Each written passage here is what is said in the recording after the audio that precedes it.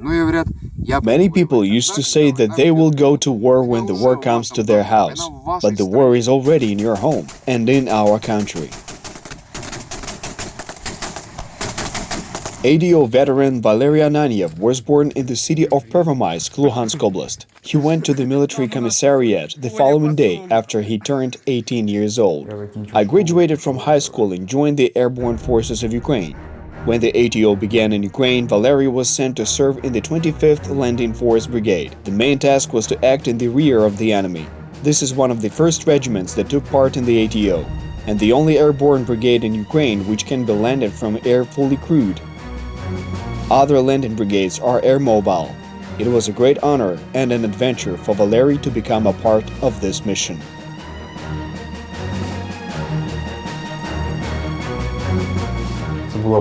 It was an adventure. Everyone was interested. People go there to change their lives for adventure.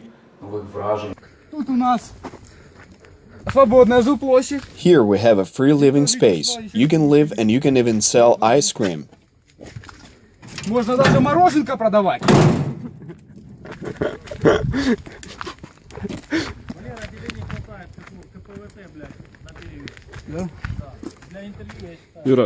Euro, will you give regards to someone? No. Why not? It was a real severe despot. The 25th Brigade was assigned to serve in many locations. The soldiers fought under Slovyansk, Kramatorsk, Lysychansk, Chervony Liman, Yampil, Debaltseve, and Volhyhirsk. It was exactly in this city that the terrorists attacked the positions of the Ukrainian military units and began bombing them with mortars, grenade launchers, tanks, and Grad rocket launchers.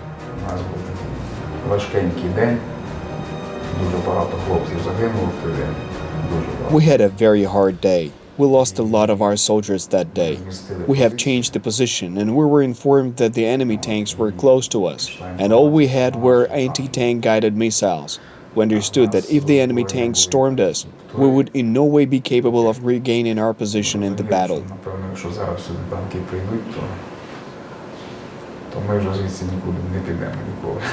They're approaching from right flank. Open fire, guys.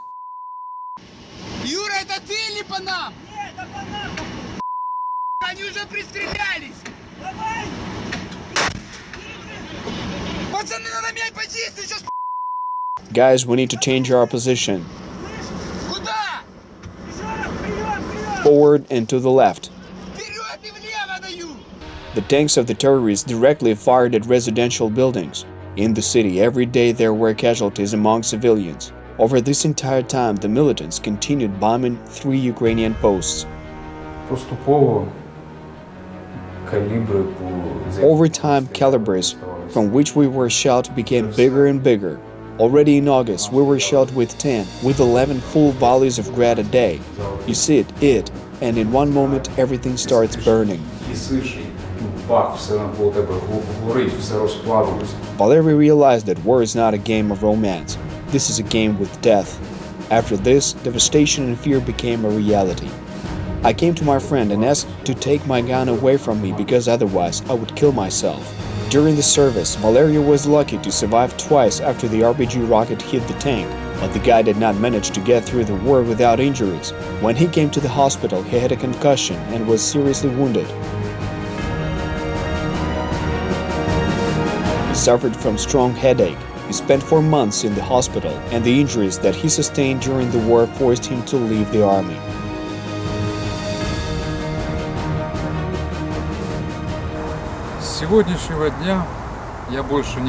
From today on, I'm no longer a serviceman of the armed forces of Ukraine. I am now an average civilian. I resigned due to my poor health condition. 2 concussions took their toll. After I left the army, now I have a lot of free time to learn new subjects.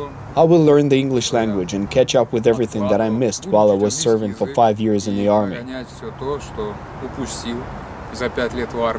In order to adapt to a peaceful life, Valerii decided to realize his old dream, to go on a trip. It was supposed to distract him from bad thoughts. After all, this war changed him. There it was necessary to do such things, which were simply absurd in peaceful life, and the young man had to live with it.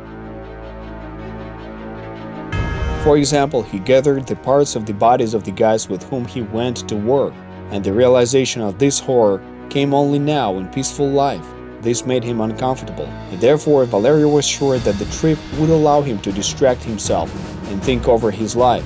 To fulfill the dream, he chose a very ancient pilgrimage route, according to which travelers have been going for about 1,000 years. I will walk from Paris across France, Spain to the coast of the Atlantic Ocean to Cape Finisterre, which is 1,500 kilometers on foot. I will go for about 2 months without knowing the language, without experience, alone. And I'll spend the night wherever I have to. Most likely this will be monasteries and local small hotels. Valerii decided that he would travel with the Ukrainian flag, which he promised to carry through the whole way and set up on Cape Finisterre. The journey started from Paris to where he flew by plane. Ladies and gentlemen, welcome to Paris, Charles de Gaulle Airport. I was allowed to go to France. Look at my passport. Arriving in Paris, the first thing I needed to find was a pilgrim's passport, because without it, I could not begin my journey. For several days, Valerii was looking for where to get his passport. At least he managed to do it. After he received this passport, he began his journey of 1,500 kilometers. Every day he traveled more and more distance. Needless to say, it was not an easy trek. In the middle of June, he was already in Orleans. There, he remembered the monastery that was built 700 years ago, in which Jeanne d'Arc once prayed. I do not know what was written there, but Jeanne d'Arc was there above. I think it said something about her. To be honest, I was delighted. I had never experienced anything like that before in my life. The journey was long. Sometimes old traumas disturbed him a lot, and then the adventures became less romantic. But like a real soldier, Valerii never gave up. If you make it through, everything else seems trivial. He even didn't think to stop the journey and return to his native land. I'm coming from the doctor's clinic and now I'll go to the pharmacy. I needed to buy anti-inflammatory gel. I could walk, but I needed a cane to make it easier. I had to go the next day no matter how I felt.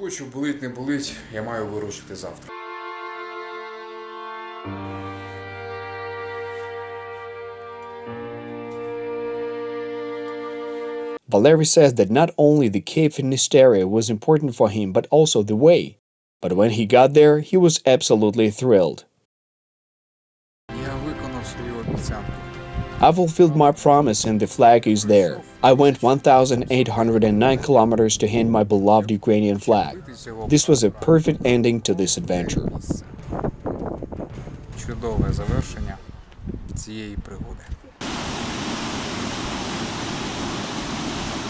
Whether other veterans will be happy if they repeat his path, he's not sure. Everyone must feel what one needs to return to a normal, peaceful life. Now Valerii is at home. He wrote a book. He keeps the plot in secret, but points out that there will always be war, friendship, love and hatred. The book has not yet been published, but 2,000 copies have already been sold. Valerii considers himself a happy man, despite all the tests that life put him up against.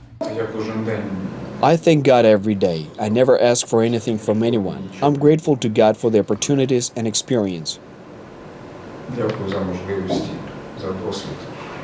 Valerii says that he appreciates every day of his life. He learned how to live in his own pleasure and to be free in a free country among free people, because that is exactly what he fought for.